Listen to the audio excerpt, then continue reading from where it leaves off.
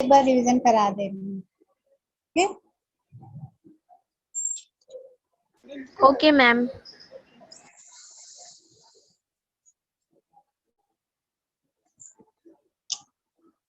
चतुर्थ पाठ है सुभाषितानी। इसमें कितने दिए हुए हैं? 10 श्लोक दिए हुए हैं, 10। ठीक है, पहले बताइए सुभाषितानी का मतलब क्या होता है? लेसन का नाम है ना सुभाषितानी। याद पता है आप लोगों को क्या होता है इसका मतलब?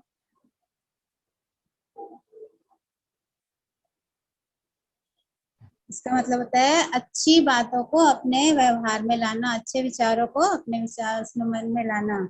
सुभाषितानी का मतलब हुआ ये जो जितने भी यहाँ पे श्लोक दिए हुए हैं उसमें हमें क्या अपनाना चाहिए क्या नहीं उसके बारे में बताया गया है। क्या गलत विचार होते, क्या गलत बातें होती है और क्या अच्छे है, अच्छी चीजों को अपनाना है, सच का बात सच को अपनाना है। तो इस तरह से ये सारी बातों को इसमें बताया गया है, तो वो सुभाषितानी कहलाती है।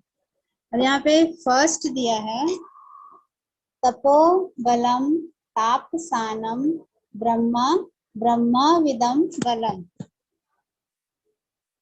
ठीक है, फर्स्ट दिया है तपो बलम तापसानम ब्रह्मा ब्रह्मविदम बलम।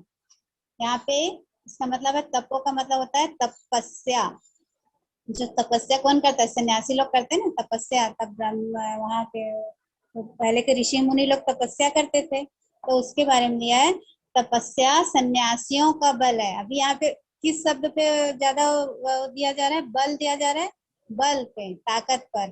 तो तपस्या सन्यासियों का बल है। और वेद ब्रह्म ज्ञानियों का बल है। वेद जो है वो ब्रह्म ज्ञानी लोग उसका वेद का अनुसरण करते हैं, वो उनका बल है। और वैसे ही है हिंसा बल, हिंसा बलम साधुनाम। हिंसा दुर्जनों का बल है। दुर्जन मतलब जो दुष्ट पुरुष होते हैं ना, दुष्ट प्रवृत्ति के, उनके लिए वो हिंसा करते हैं, मार धाड़ करते हैं, सब गाली गलौज मार धाड़ ये सब करना उनका काम होता है, दुर्जनों का। तो हिंसा दुर्जनों का बल है। और क्षमा गुणवत्ताम बलम। और सज्जनों का क्या बल है? क्षमा करना। जो अच्छे पुरुष होते हैं वो क्या करते हैं? किसी की गलतियों को क्षमा कर देते हैं, यानी उस बात को पकड़कर नहीं बैठते। तो यहाँ पे बल के ऊपर यहाँ एक पॉइंट दिया गया है कि किसका किसका क्या बल में क्या है। तपस्या सन्यासियों का बल है, और वेद ब्रह्म ज्ञानियों का बल है, हिंसा दुर्जनों का बल है, और सज्जनों का क्या बल है? क्षमा।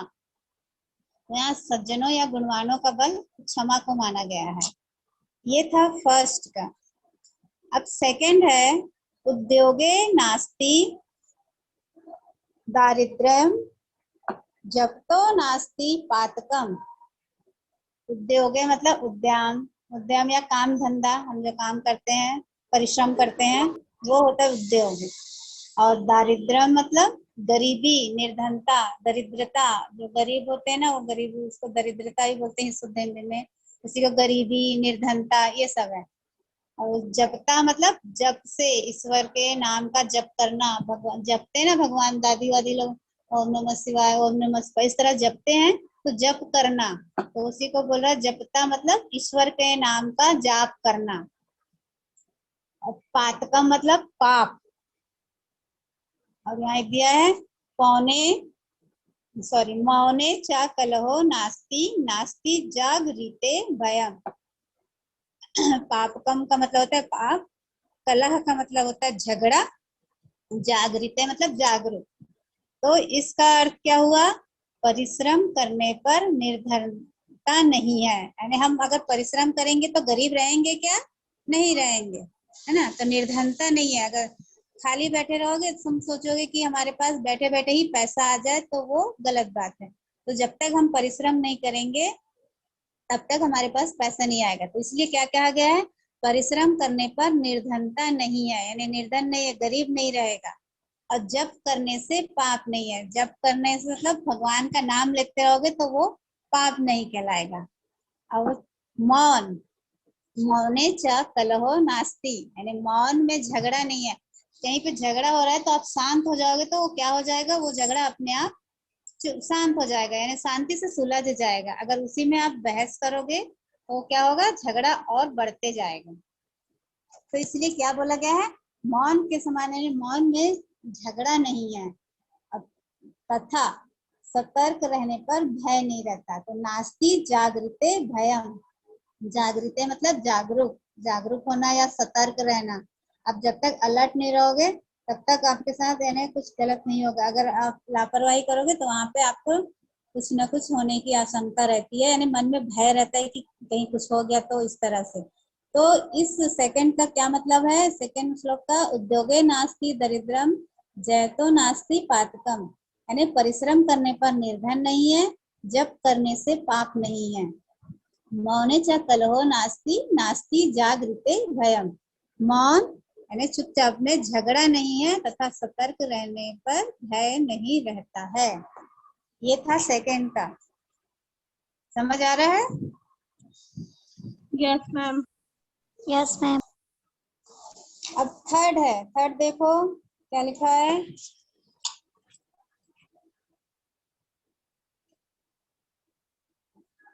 थर्ड, विद्या विवादाय धनम मदाय, शक्ति परेशान पर पीड़नाय, खलस्य साधो विपरीत मेतम, ज्ञानाय दानाय च रक्षणाय।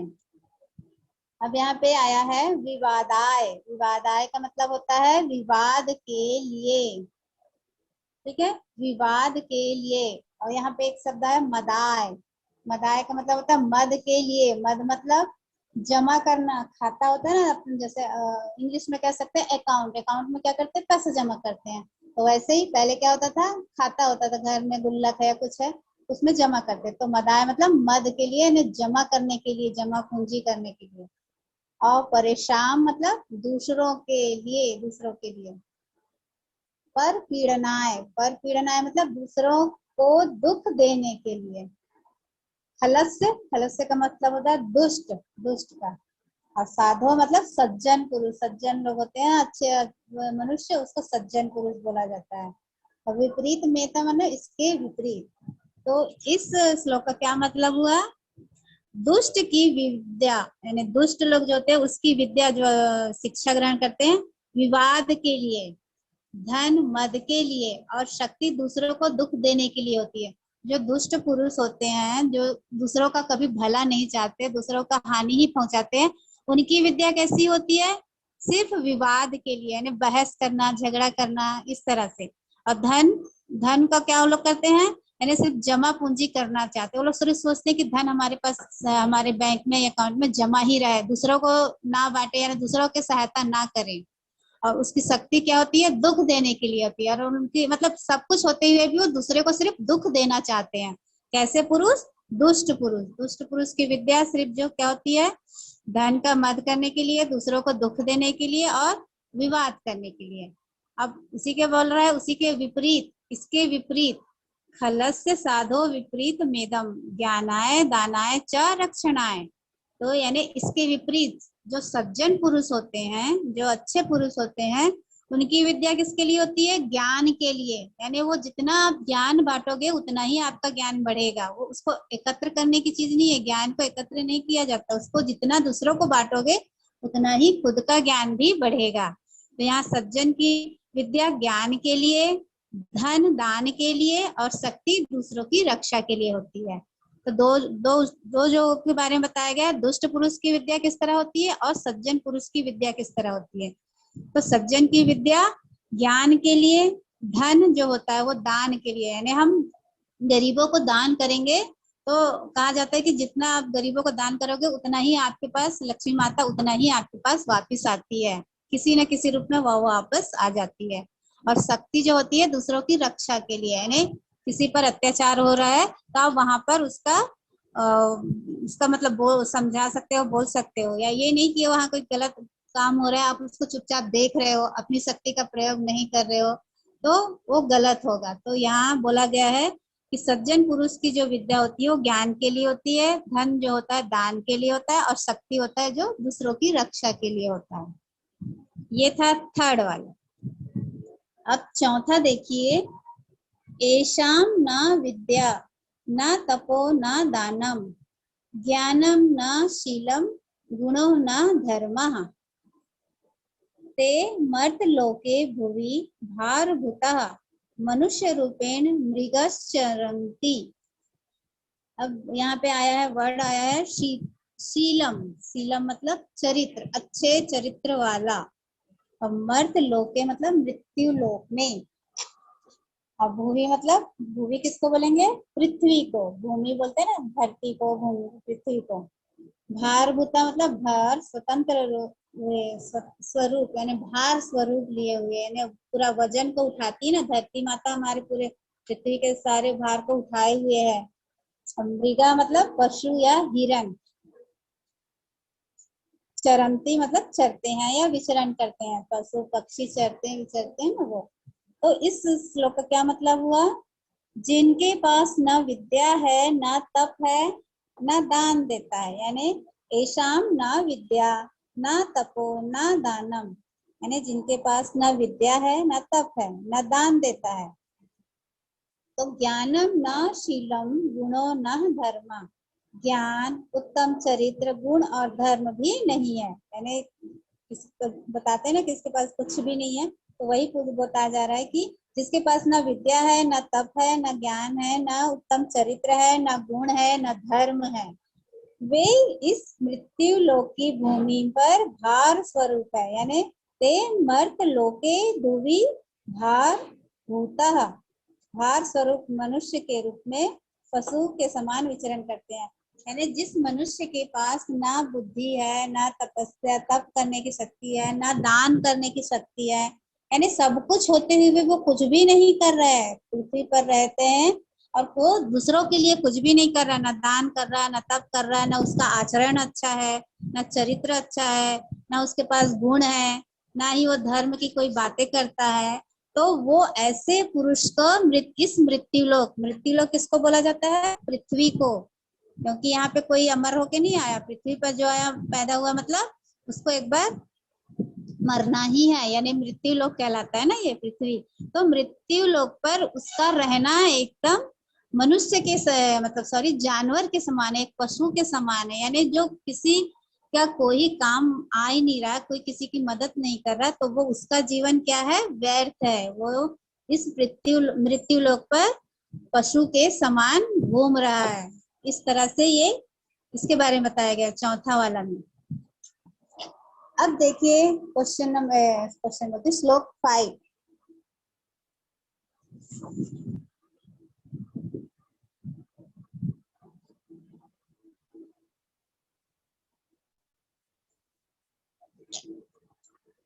क्वेश्चन नंबर श्लोक 5 में क्या है? सुखार्थिना कुतो विद्या, नास्ति विद्यार्थिना सुखम। सुखार्थिना मतलब सुख चाहने वाला, कुतो लिखा है, कुतो मतलब कहाँ। सुखार्थी सुख चाहने वाला, और सुखार्थिना सुख चाहने वाले और सुख चाहने वाला, हो गया, दोनों का वही मतलब है। और त्यजेत, त्यजेत का मतलब होता है त्याग दे या छोड़ दे। तो इसका है सुखार्थिना कुतो विद्या, नास्ति विद्यार्थिना सुखम। सुखार्थी व त्यजेत विद्या, विद्यार्थी व त्यजेत सुखम। इसका मतलब है सुख चाहने वाले को विद्या कहाँ, यानी जो सुख चाहता है, यानी संसार में सुखी रहना चाहता है, तो उसको विद्या कहाँ, क्वेश्चन कर रहे हैं आपको, कहाँ, अर्थात सुख चाहने वाले को विद्या प्राप्त नहीं होती। जो मेहनत करेगा उसको ही विद्या मिलेगी ना, बैठे बैठे विद्या थोड़ी मिल जाती है। तो यहाँ पे बोला गया है कि सुख चाहने वाले को विद्या प्राप्त नहीं होती, इसलिए सुख चाहने वाला यानी विद्या प्राप्त करने की इच्छा का त्याग कर दे, और विद्या प्राप्त करने की इच्छा वाला को ही सुख का त्याग कर दे। तो यहाँ पे क्या कह रहे हैं?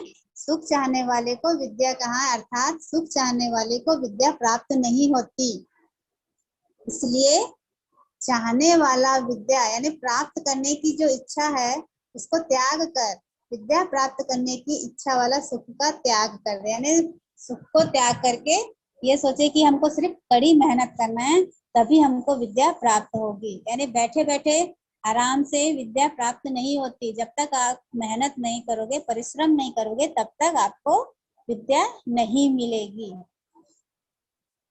अब है नेक्स्ट 6 नंबर।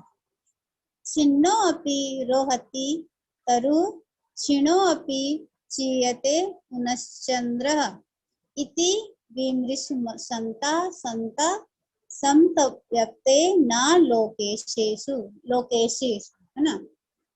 छिन्नो अपि मतलब होता है काटने पर भी, रोती मतलब बढ़ता है या चढ़ता है। उपचीयते, उपचीयते मतलब बढ़ता है। विमृशन्ता, विमृशन्ता का मतलब होता है विचार करते हुए। अब यहाँ पे क्या लिखा है इसका अनुवाद, काटने पर भी वृक्ष बढ़ते हैं, घटने पर चंद्रमा पुनः बढ़ता है, यानी कि वृक्ष को हम जितना काटेंगे वो वृक्ष उतना ही बढ़ता जाएगा, ऊपर बढ़ता है ना। और अगर नहीं काटते हैं तो क्या होता है, वो सीधा सीधा डंगाल निकल के उतना का उतना ही रह जाता है। वृक्ष को हम कटिंग करते हैं, कोई पेड़ पौधे लगाते तो कटिंग करते हैं ताकि वो नया वहां से टहनी निकले, नया कलम मतलब नया उसकी शाखाएं निकले। तो हम वृक्ष को जितना काटेंगे वो उतना ही वो बढ़ते जाएगा। घटने पर भी चंद्रमा पुनः बढ़ता है, यानी अब यहाँ पे क्या लिखा है, छिन्नोच्चपि जिते पुनः चंद्र, यानी चंद्रमा पहले घटता है फिर वो भी धीरे धीरे बढ़ता है। चांद को देखा है ना, कभी पूर्णिमा होती है, उसके बाद वो क्या होता है, धीरे धीरे अमावस्या आती है तो फिर जो कम होते जाता है, फिर पूर्णिमा आती है तो वो पूरा चांद निकलते जाता है, तो वो कम होता है फिर बढ़ता है। तो इसी तरह संसार में क्या कह रहे हैं, इसका उदाहरण देकर, इसी तरह संसार में सद्विचार करते हुए संत कभी दुखी नहीं होते। यानी जो संत लोग होते हैं वो भी क्या करते हैं, ऐसे ही विचार लिए, यानी कि हम जितना ही दूसरे को ज्ञान की बातें बताएंगे, जितना करेंगे तो वो हमारा ही आचरण ऊपर होगा, यानी वो बढ़ते ही जाएंगे, कम नहीं होगा उनका आचरण व्यवहार। तो हम जो भी जैसे भी यहाँ पे उदाहरण देके बताया जा रहा है कि वृक्ष को जितना काटोगे वो उतना ही बढ़ेगा, वैसे ही चंद्रमा जितना घटते जाता है उतना ही वो बाद में वो बढ़ते जाता है। तो वैसे ही अच्छे विचारों वाले जो संत होते हैं वो कभी दुखी नहीं होते हैं, वो अपने विचारों से दूसरों को प्रसन्नता देते हैं, दूसरों को खुशियां ही देते हैं। मेरी आवाज आ रही ना बेटा आप लोग को? Yes ma'am. Yes ma'am. Yes ma'am. किसी को कोई डाउट है अभी तक? No ma'am. No ma'am.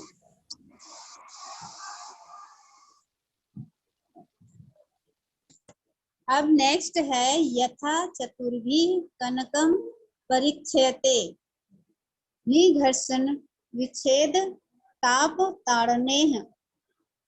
निघर्षण का मतलब होता है घिसना, छेदन का मतलब होता है काटना, और ताप का मतलब होता है तपाना, ताड़न का मतलब होता है पोटना, पोटना लिखा है यहाँ पे, पोटना। और परीक्षते परीक्षण किया जाता है। तो यथा चतुर्भी कनकम परीक्ष्यते निघर्षण विच्छेद ताम ताड़नेह तथा चतुर्भी पुरुषः परीक्षयते त्यागेन शीलेन गुणेन कर्मणः। यानी जिस तरह घिसकर, घिसते ना, घिसकर, काट कर, आग में तपाकर और पीट कर, इन चारों विधियों से सोने का परीक्षण किया जाता है ना। इसी के बारे सोने का बता रहे, सोना क्यों कीमती होता है, क्यों कैसे कीमती होता है, उसको कैसे हम टेस्ट करते हैं उसको। सबसे पहले सोने को क्या करते हैं, घिस कर देखते हैं। ज्वेलरी सुनार दुकान जाओगे ना तो पहले सोने का दिखाओगे तो वो क्या करता है, पहले उसको घिस कर देखता है, फिर वो घिसने के बाद उसको जो भी उसको बना रहे हो उसको काटेंगे, काटने के बाद अब दूसरा डिजाइन डलवा रहे तो उसको आग में तपाएंगे, तपाने के बाद उसको पीटते हैं, बहुत कूटते हैं, उससे उनके जो औजार रहते हैं उसके द्वारा कूटते हैं। इन चारों विधियों से सोने का परीक्षण किया जाता है। सोना मतलब गोल्ड, कनक बोलते हैं ना, गोल्ड। तो गोल्ड का जो परीक्षण करते हैं वो लोग इस तरह से करते हैं, उसको काट कर, घिस कर, तपा कर, आग में तपा कर और पीट कर, तो उसका परीक्षण किया जाता है। उसी तरह एक उदाहरण दिया सोने का यहाँ पे, उसी तरह त्याग, शील, गुण एवं कर्म, इन चार से पुरुष का परीक्षण किया जाता है। अब इंसानों का या मनुष्य का परीक्षण कैसे किया जाएगा, कैसे किया जाएगा उनका परीक्षण, कि हम कैसे जानेंगे कि वो इंसान अच्छा है, व्यक्ति अच्छा है। तो जब तक हम उसका परीक्षण करने के लिए क्या करते हैं, उसके त्याग भावना देखेंगे, उसकी शीतलता देखेंगे, यानी उसके कितने शील है, व्यवहार कैसा है, उसका गुण कैसा है, उसके कर्म कैसे, यानी काम कैसे कर रहा है, लोगों के प्रति उसका क्या व्यवहार है। इन चारों से पुरुष का परीक्षण किया जाता है, यानी इंसानों का या पुरुषों का परीक्षण किया जाता है। वैसे ही जैसे सोने का परीक्षण करते, सोने को भी कूट कर ताप कर उसको पता चलता है ना कि ये प्योर सोना है, वैसे ही इंसान को भी उसके कर्मों से, त्याग से, गुण से और शीतलता से, इन सब से उस पुरुष का परीक्षण किया जाता है। अब है नेक्स्ट 8 नंबर, न सा सभा यत्र न सन्ति वृद्धा न ते वृद्धा ये न वदन्ति धर्मम। वृद्धा का मतलब होता है वृद्ध, अनुभवी व्यक्ति जो होते हैं ना, वृद्ध लोग जो बुजुर्ग होते हैं, हमारे दादा दादियां ये सब, वो वृद्ध हो जाते, तो वो क्या है, अनुभवी व्यक्ति कहलाते हैं। और यत मतलब जो, अभ्युत्पेतम मतलब युक्त। तो न स सभा यत्र सन्ति वृद्धा, यानी वह सभा नहीं है जिसमें वृद्ध या अनुभवी व्यक्ति ना हो। पहले क्या होता था, राजा महाराजाओं का सभा होता था, जहाँ पे कोई गलत काम कर रहा है तो उसका विचार किया जाता था कि ये सही बोल रहा है कि नहीं। आजकल क्या चलता है, आजकल क्या है, कोर्ट कचहरी हो गया है ना। पहले के जमाने में राजा महाराजा लोग सभा करते थे, सभा में किसी चीज का फैसला लेना, जो भी वहां पे अपना बात रखता था उसका फैसला लिया जाता था। वैसे आज के जमाने में अदालत चलता है, कोर्ट कचहरी चलता है, वहां पे उसका फैसला होता है। तो यहाँ पे बोला गया है कि वह सभा नहीं जिसमें वृद्ध, यानी वृद्ध मतलब अनुभवी व्यक्ति ना हो। सभा में अगर अनुभवी व्यक्ति ना हो तो वह फैसला जो करेगा वो सही नहीं होगा, है ना। तो वही बोला गया है, वह सभा नहीं जिसमें वृद्ध अनुभवी व्यक्ति ना हो, और वे वृद्ध नहीं जो धर्म की बातें नहीं बोलते हैं, यानी ऐसे व्यक्ति वृद्ध नहीं है, बुजुर्ग नहीं है जो धर्म की बातें ना बोले, यानी ना करे। धर्म की बातें करना ही मेन बात होता है ना। तो यहाँ पे ऐसे वो वृद्ध नहीं जो धर्म की बातें नहीं बोलते, और वह धर्म नहीं जिसमें सत्यता न हो, यानी धर्म किसको बोला जा रहा है कि वह धर्म नहीं है जिसमें सत्य बातें ना हो या सत्यता ना हो, और वह सत्य नहीं जो छल कपट से युक्त हो। तो इसमें क्या बताया गया है, वह सभा नहीं जिसमें अनुभवी व्यक्ति न हो, और वह अनुभवी व्यक्ति नहीं जो धर्म की बातें बोलता हो, और वह धर्म नहीं जिसमें सत्यता न हो, और वह सत्य नहीं जो छल कपट से युक्त हो। जो सत्य, सत्य तो सत्य ही होता है ना, उसमें असत्य बातें ना हो, छल कपट ना हो। तो जिसमें अगर छल कपट हो, असत्यता हो, वो सत्य नहीं हो सकता, वो तो फिर छल कपट से ही युक्त होगा। इस तरह से ये कहा गया है। अब 9 नंबर देखिए, 9 में क्या लिखा है, पुष्पे गंधम तिले तैल तैलम काष्ठे अग्नपि पयसि घृतम घृतम इक्षो गुणम तथा देहे पश्चात्मानं विवेक विवेकतः। पयसी का मतलब होता है दूध, दूध में, और घृतम मतलब घी, और इक्षो मतलब ईख में, और गुड़म मतलब गुड़। तो पुष्प में क्या होता है, सुगंध होती है, गंध होती है ना, खुशबू आती है, अपने को खुद सुनते हैं तो क्या होता है, खुशबू आती है, सुगंध लेते हैं हम। पुष्प में गंध यानी सुगंध, और तिल में तेल, तिल में तेल, और लकड़ी में अग्नि, और दूध में घी, ईख में गुड़ की भांति ही शरीर में विवेक पूर्ण आत्मा को देखना चाहिए। यानी किस किस की उपयोगिता बताया गया है यहाँ पे। देखिए, पुष्प में, जब तक पुष्प में सुगंध नहीं होगी तो हम पुष्प को तोड़ेंगे क्या, अपने पास रखेंगे क्या, नहीं रखेंगे। तो यानी पुष्प में सुगंध का होना जरूरी है, और होता ही है, हर पुष्प में एक सुगंध, उसका अपना सुगंध होता है। तो वही बोला गया है, पुष्प में सुगंध, तिल में तेल, तिल से तेल निकालते हैं ना, तिल जो होता है खाते हैं ना, तिल का लड्डू खाते हैं, उससे क्या होता है, तेल निकालते हैं, तेल। और लकड़ी में अग्नि, और लकड़ी का क्या काम होता है, उसको अग्नि में जलाने का काम होता है, तो वो अग्नि में जलाने का काम। और दूध से हमको क्या मिलता है, घी। एक दूध की कीमत और घी की कीमत में अंतर करना। देखिए आप लोग, दूध महंगा होता है कि घी महंगा होता है। जब तक दूध को उबालोगे नहीं, उसको मथोगे नहीं, उससे घी निकालोगे नहीं, तो कितनी मेहनत के बाद हमको क्या मिलता है, घी मिलता है। तो वही दूध की कीमत मान लो 20 रुपए किलो है, तो वही घी की कीमत क्या हो जाती है, उसकी 4 गुना बढ़ जाती है। तो कितना वैल्यू हो गया घी का, घी का वैल्यू बहुत हुआ ना। तो वही कह रहा है कि दूध में घी और ईख में गुड़। हम ईख मतलब होता है गन्ना, गन्ना तो हम ऐसे ही खाते हैं, चूस लेते हैं।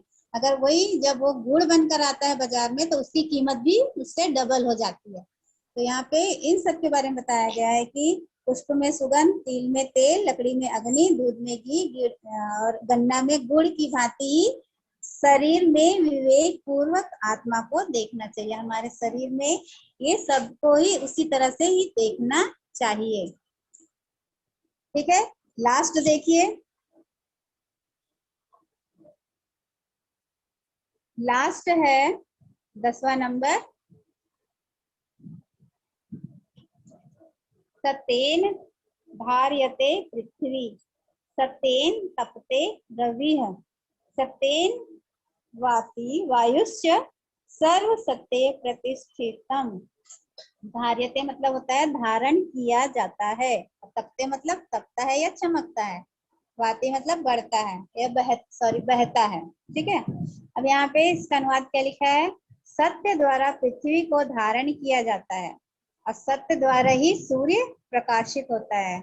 सत्य की उपमा दी गई है यहाँ पे, सत्य यानी सत्य वचन बोलते हैं ना वो। तो सत्य द्वारा पृथ्वी को धारण किया जाता है, सत्य द्वारा ही सूर्य चमकता है या प्रकाशित होता है, और सत्य द्वारा वायु प्रवाहित होती है। सब कुछ सत्य में ही प्रतिष्ठित है।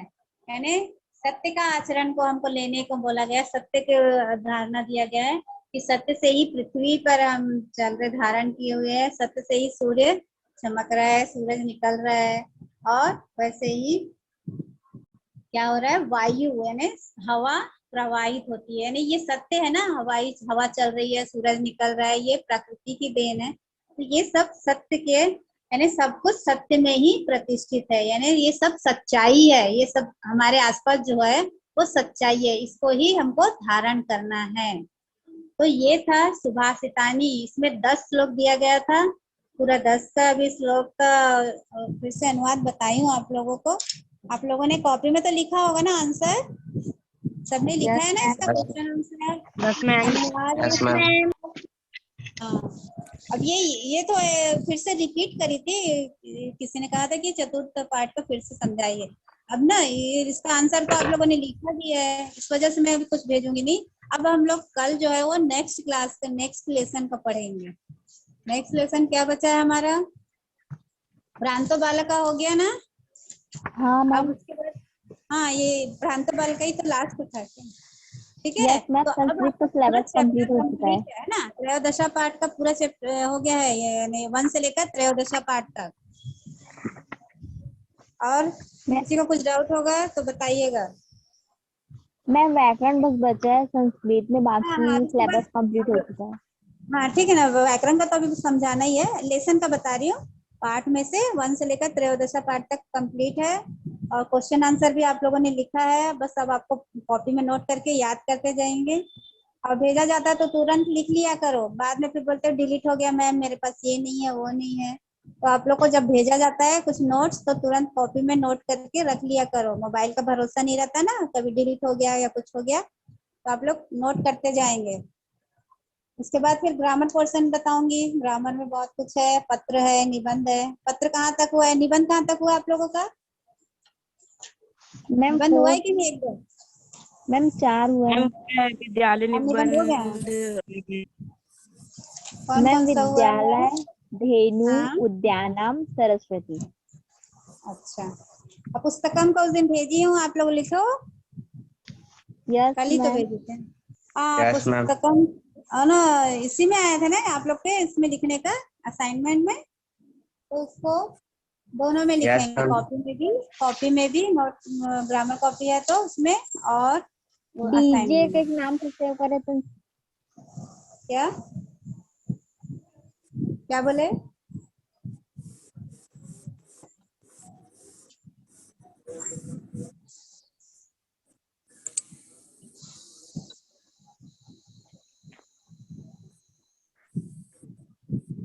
ठीक है ना। क्लास अभी मैं लीव कर रही हूँ और कल से फिर ग्रामर पोर्शन चालू करेंगे। ग्रामर में बताती हूँ फिर क्या क्या लिखना है आप लोगों को, फिर समझाते जाऊंगी। ओके, कुछ डाउट होगा तो आप बता देंगे। No ma'am. Yes ma'am.